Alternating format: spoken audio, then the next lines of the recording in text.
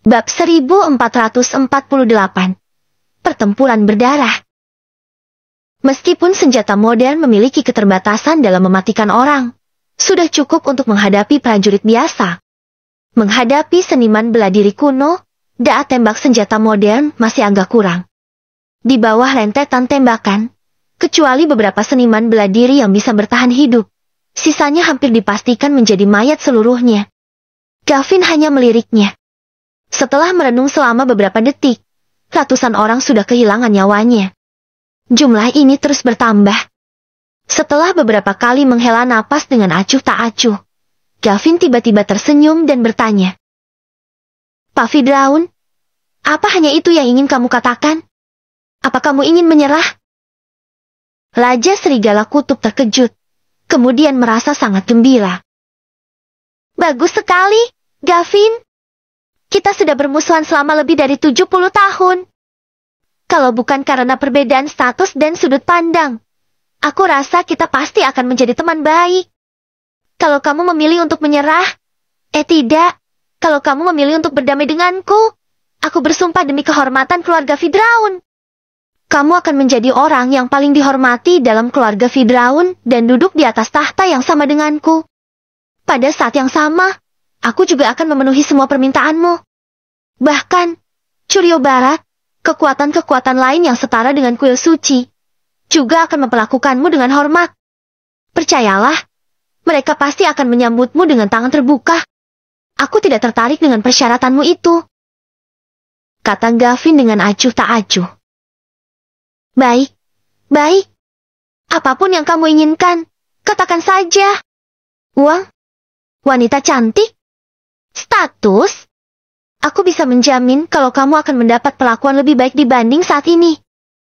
Kalau kamu khawatir, kamu bisa membawa keluargamu bersamamu. Kami akan memperlakukan kalian sebagai yang terbaik dari yang paling baik." Melihat Gavin hanya diam saja, Raja Serigala Kutub mengerutkan kening dan bertanya, "Apa kamu masih belum puas dengan persyaratan yang kuajukan? Tidak masalah kalau kamu tidak puas. Kita bisa membicarakannya perlahan-lahan." Gavin terkekeh dan berkata, "Aku sudah menghabiskan sebagian besar hidupku di medan perang. Aku melihat orang mati lebih banyak dibanding mereka yang masih hidup. Sejujurnya, aku agak lelah. Aku ingin pensiun. Aku ingin menjalani hidup yang damai dan tenang." "Baik." Raja Serigala Kutub menyeringai dan berkata, "Aku akan menyuruh orang untuk membangun kastel besar di Danau Beatus. Tidak peduli berapa lama waktu yang dibutuhkan. Selama aku membangunnya, tidak ada yang akan mengganggu ketenangan dan kedamaianmu. Itu terlalu kecil. Tempat yang aku inginkan sangat besar. Kastel yang kamu sebutkan tidak bisa memuaskanku. Hehe, kalau begitu katakan padaku, seberapa besar tempat yang kamu inginkan? Aku bisa membuatmu merasa puas." Raja Serigala Kutub sangat percaya diri. Matanya bertatapan dengan mata Gavin yang sayu, tetapi tampak cerah itu. Kemudian, senyum di wajahnya perlahan-lahan memudar. "Tempat yang kuinginkan sangat luas, dengan wilayah utara sebagai batasnya, puluhan kilometer ke belakang." Kata-kata Gavin tersebut akhirnya membuat senyum di wajah Raja Serigala Kutub menghilang. "Gavin, apa ini humor khas orang-orang timur? Aku tidak menyukainya. Aku mencintai keluargaku. Aku mencintai tanah di belakangku," kata Gavin sambil menghela napas panjang. "Tidak perlu lagi membicarakannya." Raja Serigala Kutub perlahan-lahan mengangkat telapak tangannya yang pucat. Suhu udara langsung menurun tajam saat seekor serigala es menyatu di belakang Raja Serigala Kutub. Gavin tersenyum. Namun, karena darahnya hampir mengering dan tubuhnya mengalami dehidrasi yang sangat parah, suara Gavin menjadi agak serak karenanya. Gavin tidak bisa menahan diri untuk tidak menoleh ke belakang dan bergumam pada dirinya sendiri. "Pria muda, hanya sebanyak ini yang bisa kulakukan." Detik berikutnya, Gavin menggigit ujung lidahnya. Napasnya mendidih dan terasa panas di sekujur tubuhnya. Kekuatan yang menakutkan dalam sekejap menyebar dari tubuh Gavin. membuat seluruh langit menjadi berwarna merah tua. Kamu ingin melancarkan darah dewa pembunuh? Apa kamu sudah gila? Kalau kamu melakukannya, kamu akan lumpuh sekalipun kamu tidak mati. Raja Serigala Kutub langsung merasa ketakutan dan berteriak keras. Aku tidak mengerti kenapa kamu begitu gigih. Apa kamu tidak takut mati demi kehormatan? Puffy Draun, kamu salah. Aku tidak melakukannya demi kehormatan. Lantas untuk apa? Setelah bertahun-tahun, kamu masih belum menjawab pertanyaanku. Raja Serigala Kutub berteriak histeris. Aura Gavin memancar, membuat semua orang di bawahnya merasa ketakutan.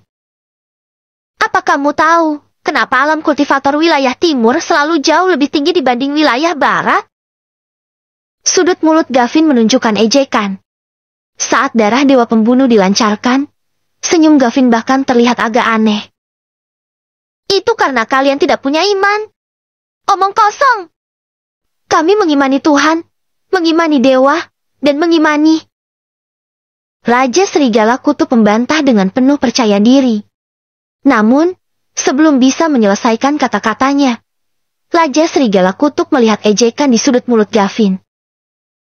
Puffy Draun, keimanan kami berbeda dengan dewa-dewa yang kalian bicarakan.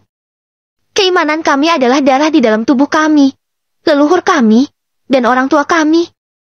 Kamu tidak akan mengerti. Gavin akhirnya tersenyum tipis. Tanpa ragu-ragu Gavin bergegas menerjang ke arah Raja Serigala Kutub dengan awan merah darah yang memenuhi seluruh langit. Pertumpahan darah tiba-tiba meletus. 5 pasukan utama wilayah utara dan pasukan Hinata jika digabungkan. Totalnya hampir 400.000 orang. Mereka semua ini adalah orang-orang yang sudah berpengalaman. Mereka sudah memberikan kontribusi yang luar biasa dan pencapaian mereka di bidang militer juga tidak terhitung jumlahnya. Mereka jauh lebih unggul dari pasukan musuh dalam pertempuran. Namun, perbedaan jumlahnya terlalu besar. Pihak musuh masih terus-menerus menambah jumlah personel. Setiap orang yang mati di pihak sendiri merupakan kehilangan besar dalam kekuatan tempur mereka. Peluru dan bola meriam berterbangan melintas di depan mata. Jika diri sendiri tidak mati, saudara di belakangnya yang akan mati. Mungkin, untuk sesaat, mereka merasa ragu-ragu dan mempertanyakan mengapa mereka bertempur. Namun, ketika saudara-saudara mereka sendiri berguguran, mereka akhirnya menyadari jika mereka tidak berjuang untuk siapapun. Mereka sedang membalaskan dendam saudara-saudara mereka yang gugur dan memperjuangkan perdamaian dunia. Mereka mencengkeram senjata di tangan mereka erat-erat. Peluru habis, ganti pisau. Pisau patah, ganti tangan. Tangan hilang, ganti kepala. Benar-benar mengerikan. Justru karena sangat mengerikan. Tidak masalah jika diri sendiri mati. 18 tahun kemudian, dia akan menjadi pahlawan. Namun, dia tidak boleh membiarkan orang tua, istri, dan anak-anaknya mengalami kejadian yang mengerikan itu lagi. Seluruh pasukan Raja Serigala Kutub tampak ketakutan. Sekalipun senjata, kekuatan tempur, dan jumlah mereka beberapa kali lipat lebih banyak dibanding pihak musuh, menghadapi pasukan seperti itu, mereka merasakan dorongan yang sangat kuat untuk melarikan diri. Dipersetan dengan semua itu. Benar-benar omong kosong. Kalau kita memiliki peralatan dan jumlah personel yang sama seperti mereka, sejak awal aku pasti sudah makan daging dan minum-minum di tengah pemakaman mereka. Itu artinya, Pak Widodo, kamu masih punya peluru sialan. Baru saja kata-kata prajurit itu terucap. Dia langsung tertegun setelahnya. Wajah prajurit itu tampak kaget. Dia menoleh ke belakang dan melihat rekannya itu sudah tewas. Sialan! Sialan! Prajurit itu menahan tangis dan mengeluarkan sumpah serapah dari mulutnya. Dia mengeluarkan granat berdaya ledak tinggi dari sakunya dan melemparkannya secara beruntun. Granat itu meledakkan banyak musuh. Bab 1449, Klan Naga dari Timur. Pak Widodo, aku akan membalaskan dendammu.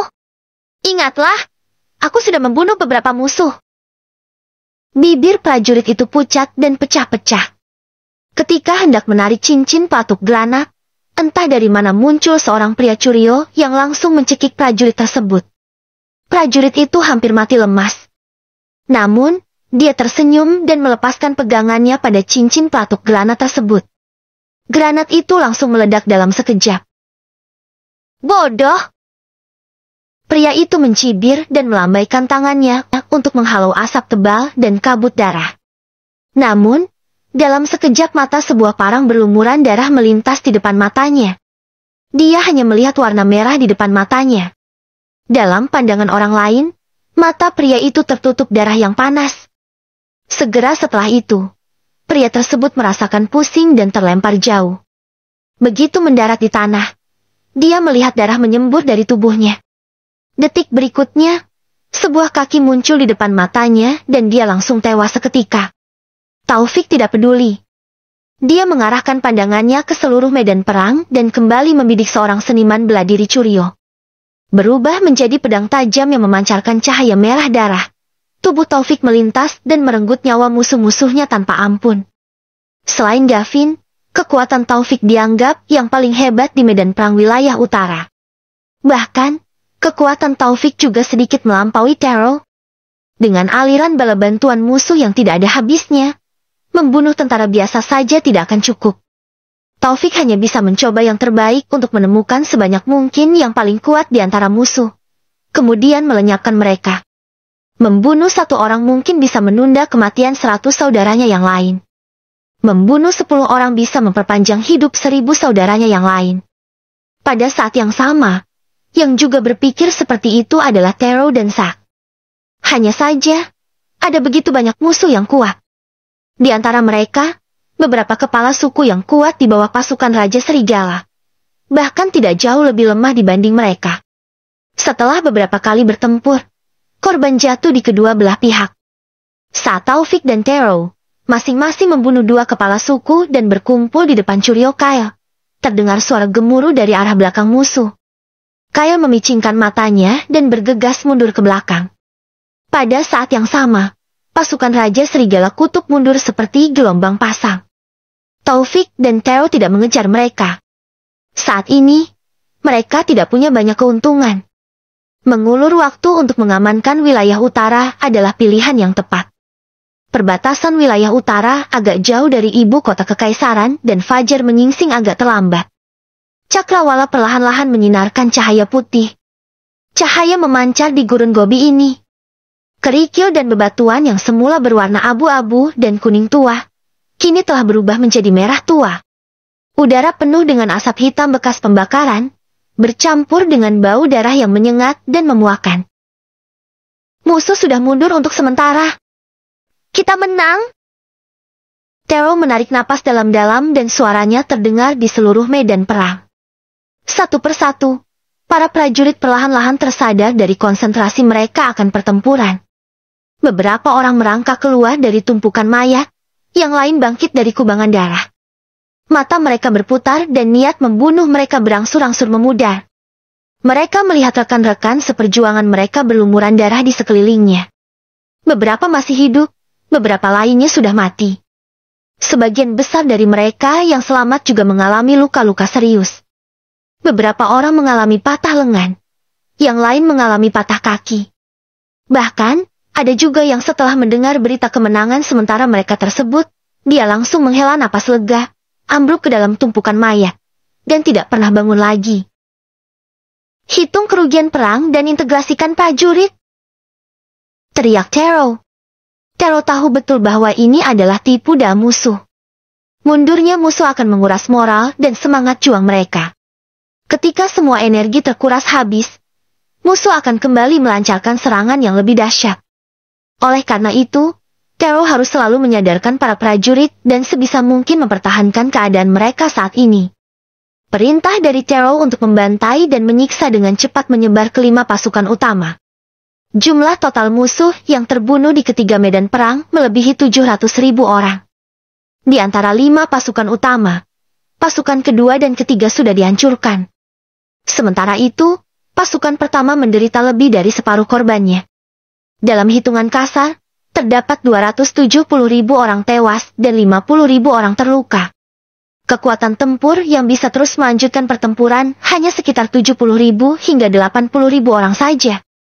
Mendapati angka ini, Tero langsung terdiam. Taufik menemukan Zack dan Windu yang berlumuran darah di medan perang. Melihat dada dan lengan Zack dipenuhi bekas luka yang memperlihatkan tulangnya, Taufik langsung mengerutkan keningnya dan berkata, "Apa kamu sudah gila? Lukamu sangat parah. Kenapa kamu tidak menarik diri dan membalut lukamu?" Windu berkata, "Orang yang bernama Zack ini seperti orang kesurupan. Dia tidak kenal lelah begitu masuk ke medan perang untuk membunuh musuh. Dia berteriak dengan sangat keras dan tidak ada yang bisa menghentikannya. Kepala instruktur selalu mengatakan kalau tubuh abadiku ini selalu bugar dan kekuatan fisikku hampir tidak terbatas. Dalam waktu tertentu, aku bisa membunuh seluruh pasukan musuh yang berjumlah 1 juta orang." Zack mengangkat tangannya dan menyentuh hidungnya. Kemudian, dia baru menyadari jika di antara 5 jari tangan kanannya, ibu jarinya hilang. Jari kelingkingnya patah pada bagian buku-buku jari, dan hanya ada daging yang menempel di sana. "Kekuatan fisikmu memang tidak terbatas. Tapi, lukamu bisa berakibat fatal." Taufik menggelengkan kepalanya dan kembali memanggil bawahan lamanya. Hasilnya 2 dari 5 orang anak buahnya sudah tewas. "Kami, naga api, tidak, 108 prajurit surgawi, mengorbankan 17 orang dan 28 orang terluka," kata Fatur Tarsono dengan getir. "Musuh seperti orang gila. Kita berhasil menahan beberapa kekuatan tempur mutakhir musuh. Untungnya, kita punya senjata pembunuh besar yang hebat, ditambah dengan keunggulan alam dan formasi. Kalau tidak, korban di pihak kita akan lebih dari setengahnya." Fatur terus melaporkan. Namun, sebelum dia bisa menyelesaikan kata-katanya, Taufik mengangkat tangannya untuk menghentikannya. Wajah Taufik menjadi makin muram saat dia melihat ke satu tempat.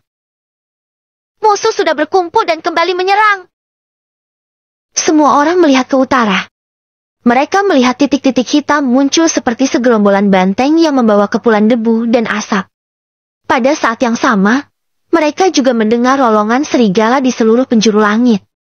Memperhatikan dengan saksama, ribuan meter jauhnya, lebih dari 100.000 serigala putih memakai zirah warna perak bergegas menyerang. Mereka 2-3 kali lebih besar dibanding rata-rata serigala dewasa. Bulu-bulunya bagaikan jarum perak yang berdiri terbalik, berkilauan dengan cahaya metalik yang dingin. Serigala kutub. Kekuatan utama pasukan Raja Serigala.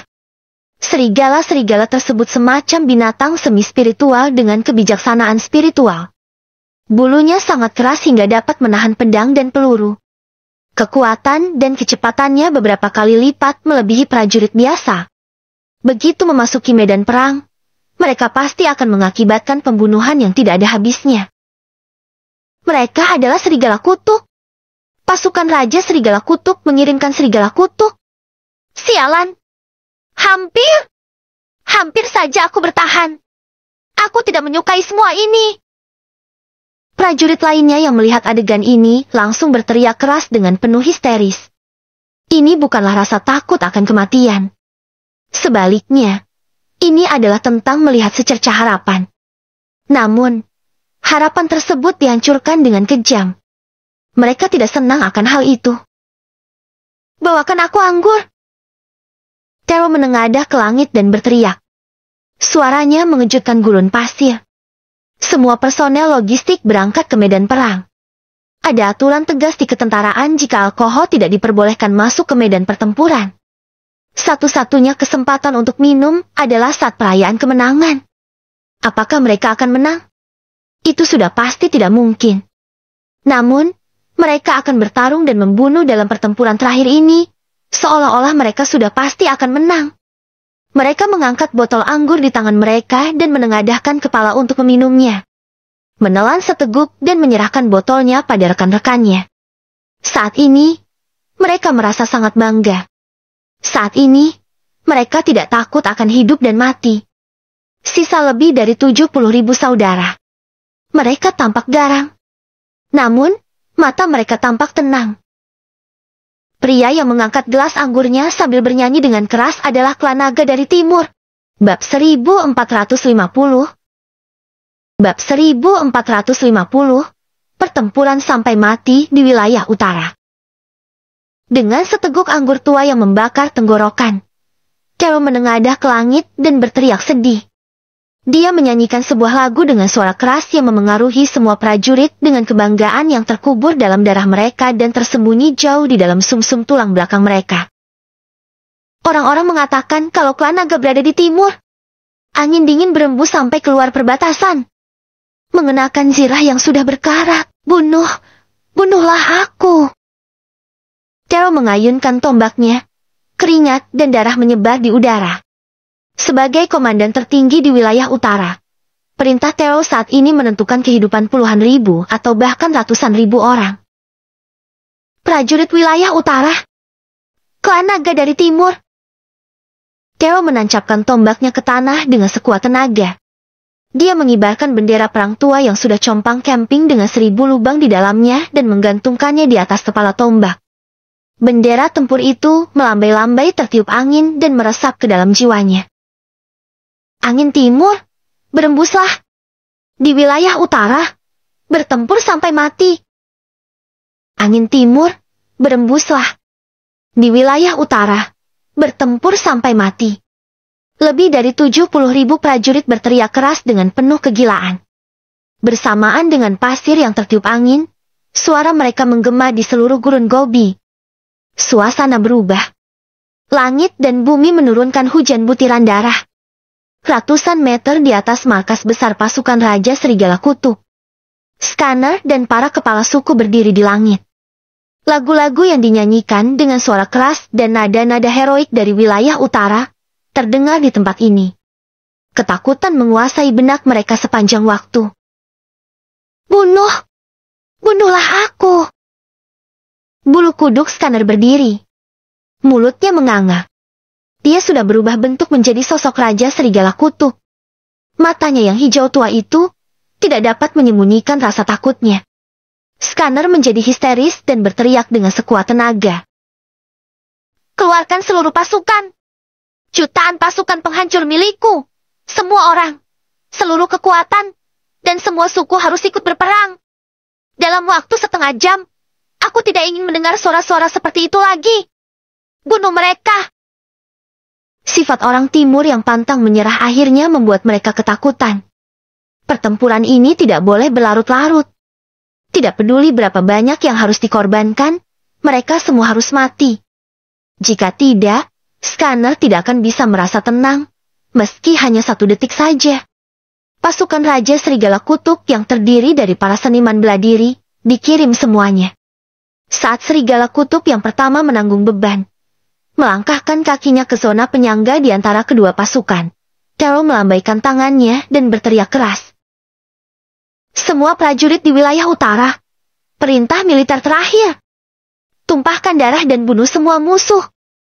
Kematian tidak mengerikan. Tanah tandus di sini akan menjadi subur di tahun-tahun mendatang. Bunuh! Saat pasukan pertama yang menanggung beban bentrok dengan Serigala Kutub, kabut darah muncul dalam sekejap mata, disertai pembantaian dan lolongan. Bau amis tercium menyengat di udara. Seorang prajurit yang menyaksikan rekan-rekannya di pasukan pertama dibunuh oleh Serigala Kutub, merasa ketakutan di dalam hatinya. Tubuhnya terasa seperti tenggelam dalam lautan darah yang kental. Tubuhnya sangat dingin, hingga dia tidak bisa bergerak dan hampir tidak bisa bernapas. Jika dia bergegas maju ke depan sekarang, dia akan bernasib sama seperti rekan-rekannya yang telah tewas dibunuh Serigala Kutub tersebut. Namun, rekan yang dilihatnya saat ini menjadi istrinya yang baru dinikahinya 6 bulan sebelumnya. Dia melihat istrinya dibunuh oleh Serigala Kutub. Wush, wush. Peluru meluncur dan menembus pipinya. Rasa sakit yang tajam membangunkannya dan kebencian yang mendalam menari-nari bagaikan obor dalam pupil matanya. Darah menyembur dari pipinya dan masuk ke dalam tenggorokannya. Prajurit itu menelan darah tersebut. Untungnya, itu adalah darahnya sendiri. Bunuh! Prajurit itu menjelma menjadi binatang buas sekarang. Dia menerjang musuh dengan senapan otomatis di tangannya. Detik berikutnya, tembakan bola meriam membanjiri tempat itu. Apakah dia sudah mati atau masih hidup? Tidak ada yang mengetahuinya. Itu karena ada begitu banyak orang yang meninggal pada saat ini. Dinar dan Kahar memimpin 8 saudara mereka menyusun perubahan 10 arah. Di depan mereka adalah kepala suku yang bernama Dida. Kekuatan Dida sudah mencapai alam malaikat tingkat tinggi.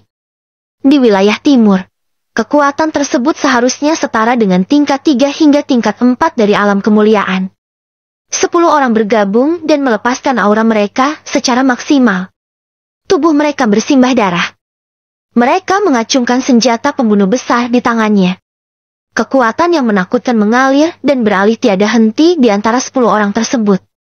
Dengan pengepungan yang mereka lakukan, dengan Dinar yang mengorbankan lengannya, dan Kahar yang mematahkan setengah bahunya, akhirnya mereka bisa membunuh kepala suku Dida.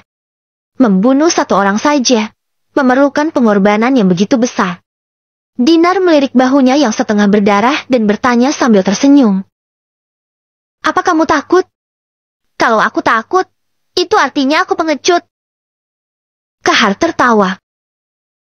"Sialan, setidaknya kita harus mengatakan kalau kita merasa takut pada saat ini. Kita berada dalam kondisi seperti ini sekarang. Kalau kita bertemu orang seperti itu lagi, aku takut kita semua akan mati." "Jangan menggertakku. Bukankah kamu hanya ingin aku mundur agar kamu bisa bertarung demi mendapatkan kehormatan di kota Dranar? Trikmu ini tidak bisa membodohiku." Hei, kamu mengetahuinya. Tapi, aku sudah lama tidak mengingat kota Dranar yang kamu bicarakan itu. Yang ku tahu, kalau kita sekarang adalah prajurit surgawi yang dipilih sendiri oleh kepala instruktur. Begitu kata-kata Dinar tersebut terucap dari mulutnya, tiba-tiba saja mata Dinar terbelalak dan bola matanya tampak melotot. Aurora borealis yang menyilaukan muncul di atas kepala. Sebuah kerucut es besar dengan cahaya yang begitu menyilaukan, yang terbungkus aura dingin dan energi kematian, diam-diam menekan ke bawah pada saat ini. Tubuh para prajurit yang tak terhitung jumlahnya di bawah menjadi kaku. Mereka benar-benar membeku oleh hawa dingin ini. Pada saat benda tersebut muncul, awan dan asap hitam yang tersisa langsung tersebar. Benda itu langsung jatuh ke bawah seperti meteor dari langit. Sepertinya prajurit Dewa Gavin sudah kalah. Ayo pergi. Dinar mengembuskan napas putih. Kalau kita tidak pergi, puluhan ribu saudara kita di bawah sana akan mati. Mata Kahar memancarkan tekad yang kuat. Dia tertawa terbahak-bahak. "Saudara-saudara, ayo pergi. Kita adang dengan nyawa kita." Kelompok yang terdiri dari 10 orang ini tampak tegas dan tanpa ragu-ragu. Wajah mereka menunjukkan energi kematian yang mengerikan. Saat 10 orang tersebut bergabung menjadi satu, dalam sekejap mereka berhadapan dengan pemecah es, dan terdengar suara ledakan. Langit terkoyak dan menciptakan lubang besar sepanjang ratusan meter. Pada saat yang sama, 10 orang tersebut berubah menjadi bubuk es dan menghilang di seluruh penjuru langit. Gardi sontak mengangkat kepalanya. Matanya tampak merah. Namun, tidak ada tangisan dan ratapan. Gardi ingin menyimpan seluruh kekuatannya dan menggunakannya untuk membunuh semua musuh-musuhnya. Kemudian, pada saat ini, langit menjadi berwarna merah tua. Seolah-olah lautan darah yang tak berujung mendidih di atas langit. Ini adalah darah dewa pembunuh prajurit Dewa Gavin. Melihat hal tersebut, Theo menjadi terhuyung-huyung. Bibirnya bergerak-gerak dan matanya penuh kesedihan. Begitu darah dewa pembunuh dilancarkan, tidak ada jalan untuk kembali. Di medan perang di antara perbatasan, lebih dari 100.000 serigala kutub melolong sedih pada saat ini. Darah menyembur dari bulu-bulu mereka yang tidak bisa ditembus. Mereka meronta-ronta sejenak, lalu dalam sekejap menguap menjadi kabut darah. Lebih dari ratusan ribu serigala kutub mati dengan kejam dalam sekejap mata. Para prajurit yang tersisa, yang melihat adegan tersebut, sama sekali tidak merasa senang. Di atas awan, mereka bersama-sama melihat sosok tua yang kurus kering, dengan mata yang agak terpejam, tanpa jiwa dan tanpa aura kehidupan. Auranya hampir tidak terasa. "Ayah!" Scanner melihat Raja Serigala Kutub muncul di hadapannya dalam keadaan menyedihkan. Seluruh kepala klan yang ada di belakang berlutut satu demi satu. Raja Serigala Kutub. Raja Serigala Kutub melambaikan tangannya dan menyeka darah di sudut mulutnya. Riwayat Gavin sudah berakhir. Dia sudah melancarkan seluruh darah dewa pembunuh. Sekalipun tidak mati, dia pasti akan menjadi cacat. Aum. Sekali lagi terdengar raungan binatang buas dari arah belakang. Kembali terlihat sekawanan serigala kutub yang begitu banyak, yang berlari kencang ke arah mereka. Pasukan Raja Serigala Kutub dan semua suku bersuka cita. Lolongan kegembiraan mereka menembus awan.